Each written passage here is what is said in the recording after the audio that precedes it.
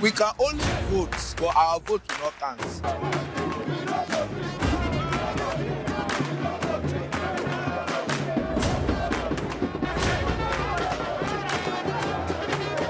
Okay, you put in the person you want to put. The next 4 years, the next 8 years, you think we will come out again? Nigeria is Africa's most populous country, home to over 200 million people, and yet, here's the big question.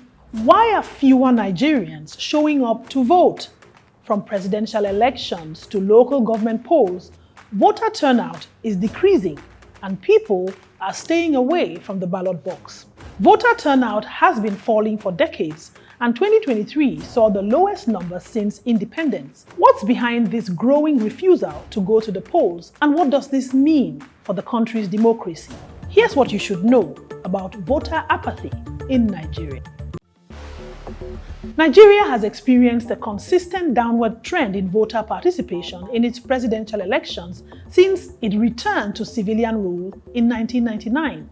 For the last 2 decades, voter participation has plummeted to historic lows despite the high stakes of the nation's elections. In 1999, the turnout was 57.5%. By 2011, only 43.65% of people turned out to vote. And in 2023, the voter turnout was just 26.7%, representing approximately 24.9 million people out of 93.4 million registered voters. No state recorded above 40% turnout in 2023.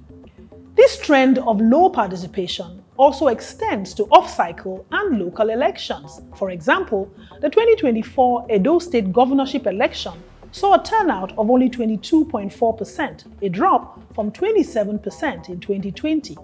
Similarly, while the July 2025 Lagos local government elections were peaceful, they were characterized by low voter turnout. The Ondo State governorship election in November 2024 recorded the lowest turnout since 1999, with about 25% of eligible voters participating. So, why are Nigerians walking away from the polls?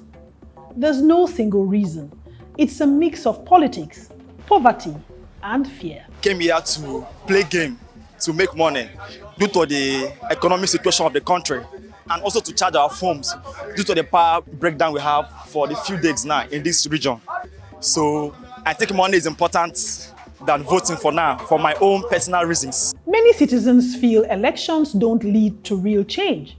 Poor economic conditions, unemployment, and unresponsive leaders make voting seem pointless. More than 600 people were killed during the 2019 elections. Violence, intimidation, and thuggery still haunt polling days. We don't have election. Because what really happened was one of the polling units were turned to carnival, whereby the two polling units that were together, they are giving people refreshments. And if you are not the APC man, you won't be allowed to vote. In one of the polling units, Eric Rodo to be precise, these people came out with nothing short of 15 tricycles, Marua, and they go down to Bamigbelu, Akao, and other polling units, telling people that if you know you are not voting for APC, don't come out. If you come out, we shoot you. Even collecting a PVC, that's a permanent voter card, isn't safe. Nearly 24% of respondents to a poll reported violence or abuse while trying to get one.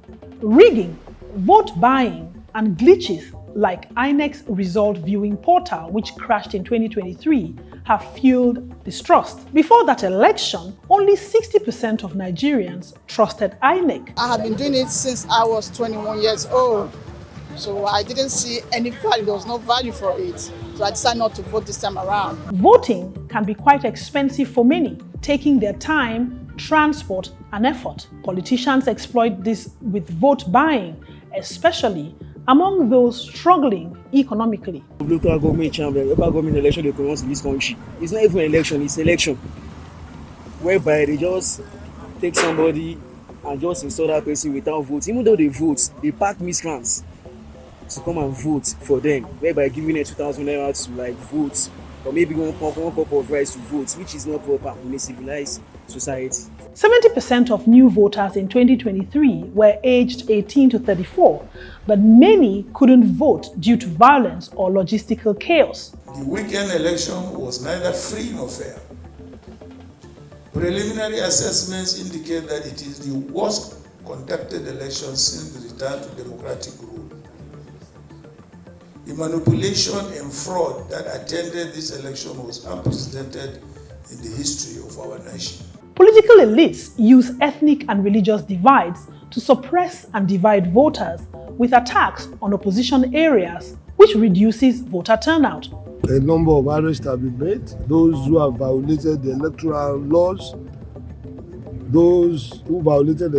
have been arrested. They are currently undergoing interrogation. By the time we finish with the interrogation, they will be processed through the courts in synergy with INEC. Most Nigerians focus on the presidency. Interest in governorship races has dropped to 34.5%, and even less for legislative elections. Voting isn't just about numbers, it's about Nigeria's future. Less than 30% turnout raises questions about legitimacy. For example, President Bola Tinubu was elected by just 4% of Nigeria's population, raising fundamental questions about the legitimacy of government and the representativeness of Nigeria's democracy. Bola Ahmed Tinubu did not come through a process governed by the free will of the people. No. A man announced the election result without a basis for announcement, no result from the states shown to anybody, and he blithely told everybody in the middle of the night, go to court. Persistent apathy undermines the credibility and effectiveness of democratic institutions, including INEC and the judiciary. The perception that votes do not count discourages civic engagement and allows anti-democratic practices to flourish. Low turnout makes it easier for incumbents and political elites to manipulate outcomes, perpetuate corruption, and avoid accountability. The cycle of poor governance and apathy becomes self-reinforcing as citizens withdraw further from the political process. When citizens lose faith in peaceful democratic change, the risk of protest, unrest, or even violence increases. This fraud is annoying.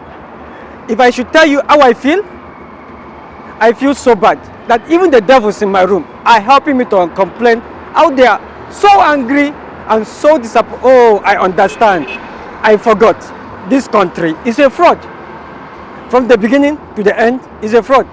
The growing disconnect between the state and society can fuel radicalization, secessionist movements, or other forms of instability. The failure to engage young people and marginalized groups in the political process undermines social cohesion and the prospects of inclusive development. Voter suppression and targeted violence against minorities deepens divisions and erodes national unity.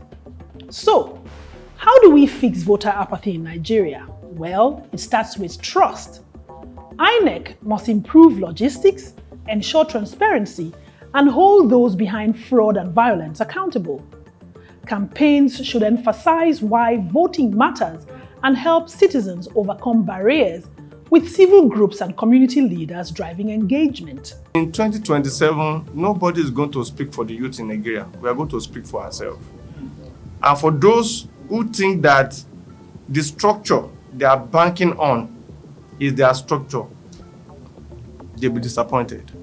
Reducing poverty and supporting first-time voters, women, and low-income groups can boost participation. Security forces must protect voters, while legal reforms can deter intimidation.